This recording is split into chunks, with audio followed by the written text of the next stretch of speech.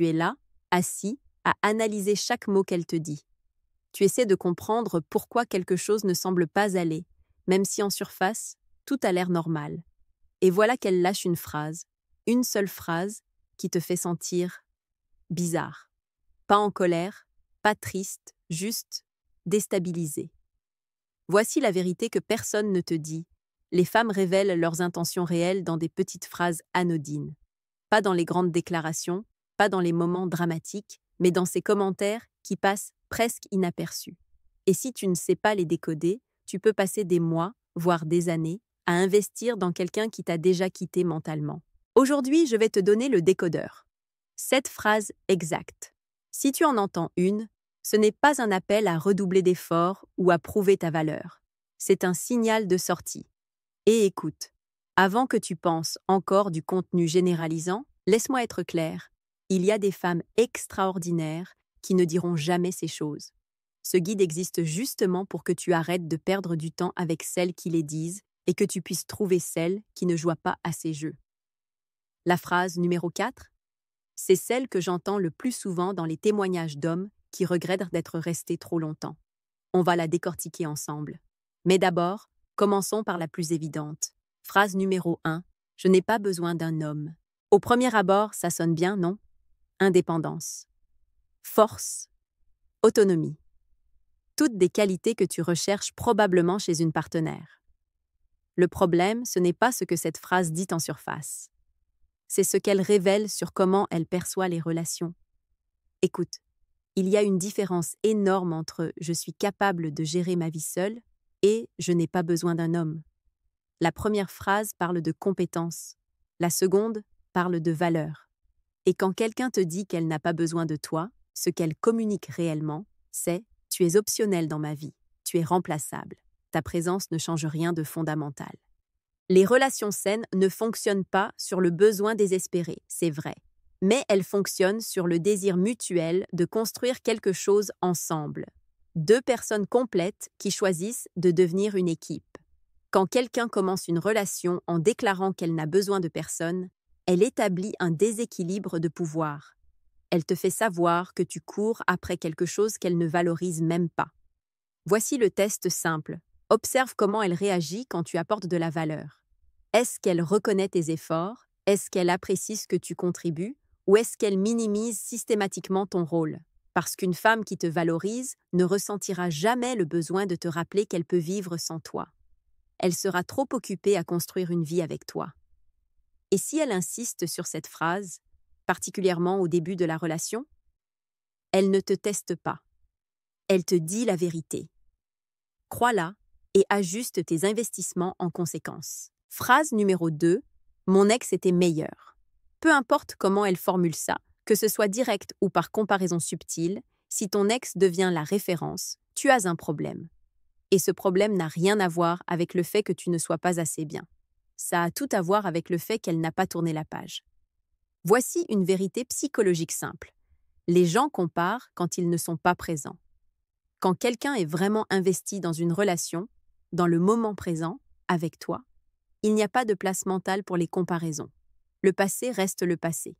Mais quand elle ramène son ex dans la conversation, surtout positivement, elle te dit qu'elle est encore émotionnellement attachée à cette période de sa vie.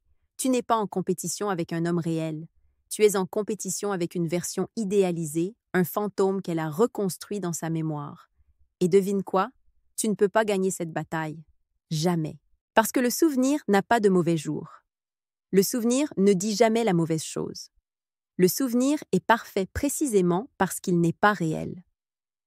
Selon les recherches en psychologie relationnelle, les personnes qui mentionnent fréquemment leurs ex dans les premiers mois d'une nouvelle relation ont un taux de rupture significativement plus élevé. Pourquoi? Parce qu'elles utilisent la nouvelle relation comme un pansement, pas comme un nouveau départ. Alors non, tu ne dois pas essayer de faire mieux que son ex. Tu ne dois pas lui prouver que tu peux la rendre plus heureuse. Le simple fait qu'elle établisse cette comparaison te dit qu'elle n'est pas disponible émotionnellement. Et toi, tu mérites quelqu'un qui te voit, toi, pas une version améliorée de son passé. Phrase numéro 3, tu es trop bien pour moi. Celle-ci est piégeuse, vraiment piégeuse, parce qu'elle sonne comme un compliment. Elle reconnaît ta valeur, non? Elle te met sur un piédestal, ça devrait être flatteur. Sauf que ce n'est pas un compliment, c'est un aveu. C'est une confession déguisée. Quand quelqu'un te dit que tu es trop bien pour elle, elle ne parle pas de ton niveau de qualité. Elle te dit qu'elle n'a pas l'intention de se mettre à ton niveau. C'est une prophétie autoréalisatrice. Elle établit l'excuse parfaite pour ne pas faire d'efforts, pour ne pas investir, pour finalement te décevoir. Pense à ça logiquement. Si quelqu'un pense vraiment que tu es extraordinaire, quelle serait la réaction saine? Ce serait « Je vais tout faire pour être digne de cette personne, je vais grandir, je vais m'améliorer. » Pas « Tu es trop bien, donc je te préviens que je ne serai jamais à la hauteur. » C'est aussi un mécanisme de protection psychologique pour elle. En te disant ça maintenant, elle réduit sa culpabilité future. Quand elle te blessera, quand elle ne sera pas présente émotionnellement, quand elle partira, elle pourra se dire « Je l'avais prévenue, je lui avais dit que je n'étais pas assez bien. » Voici le test de l'auto-sabotage. Après qu'elle ait dit ça, observe ses actions. Est-ce qu'elle fait des efforts pour se rapprocher de toi? Ou est-ce qu'elle commence à se retirer, à créer de la distance, à valider sa propre prophétie? Les personnes qui t'estiment vraiment ne baissent pas tes attentes. Elles essaient de les rencontrer. Si elle te dit que tu es trop bien pour elle, elle te demande indirectement de baisser tes standards. Ne le fais pas. Tu mérites quelqu'un qui aspire à être à tes côtés, pas quelqu'un qui démissionne avant même d'avoir essayé. Ces 3 premières phrases ont un point commun. Elles te disent comment elle te perçoit dans sa vie. Comme une option. Comme une comparaison. Comme quelqu'un de trop exigeant. Les 4 phrases suivantes sont différentes. Elle ne parle pas de comment elle te voit. Elle parle de ta place dans ses priorités. Et crois-moi, quand tu comprends ce que ces phrases signifient vraiment, tu vas arrêter de te demander « Est-ce que je devrais rester ?» Et tu vas commencer à te demander « Pourquoi suis-je encore là ?» On continue. Phrase numéro 4. Je ne suis pas prête pour une relation. C'est la phrase que j'ai promise de décortiquer. Et c'est celle qui crée le plus de confusion chez les hommes, parce qu'elle semble raisonnable, elle semble honnête, et surtout, elle semble temporaire. Le problème, c'est que la majorité des hommes entendent « Je ne suis pas prête maintenant, mais si tu es patient, si tu me montres que tu es différent, je le serai. » Et c'est exactement ce qu'elle ne dit pas. Voici la traduction non filtrée. Je ne suis pas prête pour une relation avec toi. Parce que si demain elle rencontre quelqu'un qui l'attire intensément, qui correspond exactement à ce qu'elle recherche, qui déclenche cette étincelle rare, tu crois qu'elle va lui dire « Désolée, je ne suis pas prête ?» Non. Elle trouvera un moyen d'être prête. L'attraction et le désir réel transcendent les hésitations. Quand quelqu'un veut vraiment être avec toi, il trouve des solutions, pas des excuses. Maintenant, est-ce qu'il y a des cas légitimes où quelqu'un n'est vraiment pas prêt? Absolument. Après une rupture difficile, après un trauma, pendant une période de transition majeure. Mais voici la différence. Une personne qui n'est vraiment pas prête ne te garde pas en orbite. Elle ne t'envoie pas de signaux mixtes. Elle ne maintient pas une connexion émotionnelle tout en refusant l'engagement. Elle prend de la distance pour vraiment guérir. Si elle dit qu'elle n'est pas prête mais continue à agir comme si vous étiez dans une relation, sans l'étiquette, sans l'engagement, sans la sécurité, elle t'utilise comme un placeholder, un espace réservé jusqu'à ce qu'elle soit prête pour quelqu'un d'autre. Combien de temps est raisonnable d'attendre? Aucun. Parce que tu ne devrais jamais être en position d'attente. Soit elle construit avec toi maintenant, soit elle te libère pour que tu trouves quelqu'un qui est prêt. Il n'y a pas de zone grise saine dans ce scénario. Voilà pourquoi c'est la phrase la plus dangereuse. Elle crée de l'espoir. Elle te fait croire que c'est une question de timing, alors qu'en réalité, c'est une question de choix. Le sien. Et elle a déjà choisi. Phrase numéro 5. J'ai encore besoin de me trouver. La version romantique de cette phrase va comme ceci. C'est une personne profonde qui cherche à grandir, à se comprendre, à devenir la meilleure version d'elle-même. Et toi, parce que tu la respectes, tu devrais supporter ce voyage d'autodécouverte. La version réaliste? C'est une excuse élaborée pour ne pas s'engager tout en gardant la porte ouverte. Écoute, la croissance personnelle, c'est important. L'introspection, c'est sain. Mais voici ce que beaucoup de gens ne réalisent pas. Tu n'as pas besoin d'être seul pour te trouver. Tu n'as pas besoin de mettre une relation en pause pour grandir. En fait, les meilleures relations sont celles où 2 personnes grandissent ensemble. Quand quelqu'un utilise « je dois me trouver » comme raison de ne pas avancer avec toi, elle te dit qu'elle ne te voit pas comme faisant partie de son avenir idéal. Elle imagine sa meilleure vie et tu n'es pas dans l'image. Maintenant, il y a un autre niveau à ça. Parfois, cette phrase signifie « je veux explorer d'autres options sans te perdre complètement ». Elle veut la liberté de voir ce qu'il y a d'autre là-bas, mais elle veut aussi la sécurité de savoir que tu seras là si rien de mieux ne se présente. C'est brutal à entendre, mais c'est souvent la réalité. Alors combien de temps est légitime? Si quelqu'un dit ça dans les premières semaines ou mois de vous connaître, c'est un signal de sortie immédiat.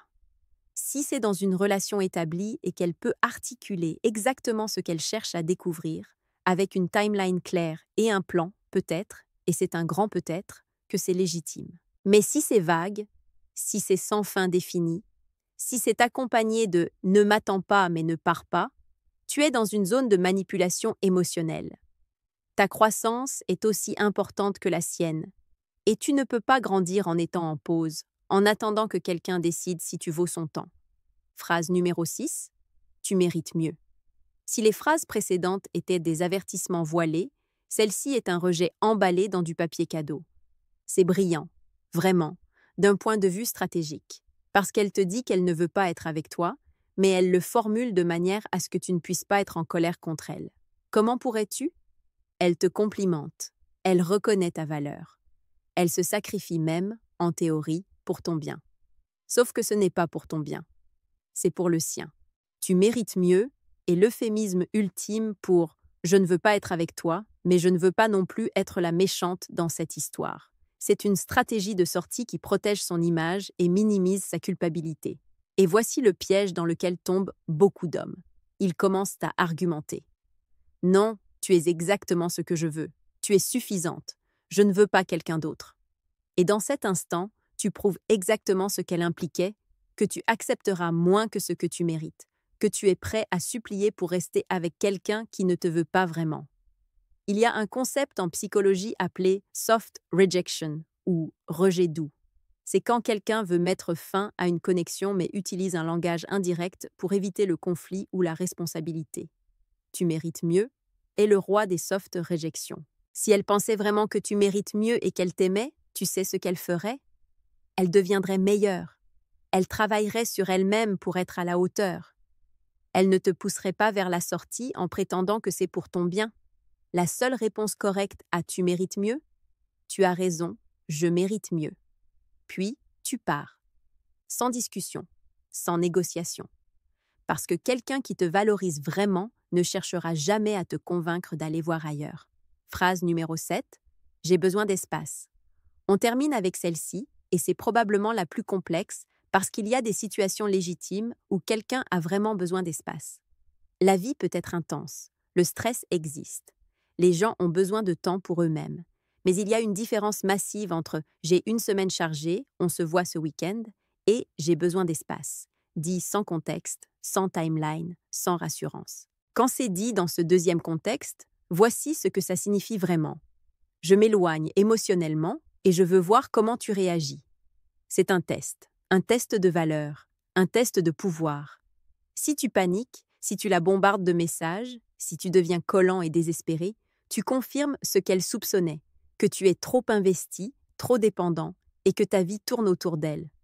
Dans ce cas, elle perd le respect qu'elle avait pour toi et l'espace devient permanent.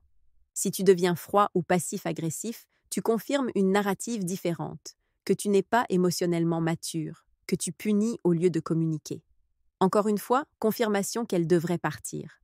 Alors quelle est la bonne réponse? Simple, tu respectes sa demande, tu lui donnes tout l'espace qu'elle veut, mais tu ne restes pas figé en attendant qu'elle revienne. Tu continues ta vie, tu te concentres sur tes objectifs, tes passions, tes amis, ta croissance. Tu lui montres, par ton comportement, que ta valeur ne dépend pas de sa présence. Et voici ce qui se passe généralement. Soit elle réalise qu'elle était en train de tester quelqu'un qui n'a pas besoin d'être testé, et elle revient avec plus de respect. Soit elle ne revient pas, et tu as ta réponse définitive sans avoir perdu ta dignité. Mais comprends bien ceci. Une femme qui t'aime vraiment, qui se sent en sécurité avec toi, qui voit un avenir avec toi, ne crée pas de la distance pour tester ta réaction. Elle communique. Elle dit « J'ai besoin d'une soirée pour moi ou cette semaine est intense au travail, soyons patients. Elle ne disparaît pas avec un j'ai besoin d'espace, vague et anxiogène. L'espace dans une relation saine est négocié, temporaire et accompagné de rassurance. L'espace dans une relation mourante est unilatéral, indéfini et crée de l'anxiété. Tu mérites la première version, pas la seconde.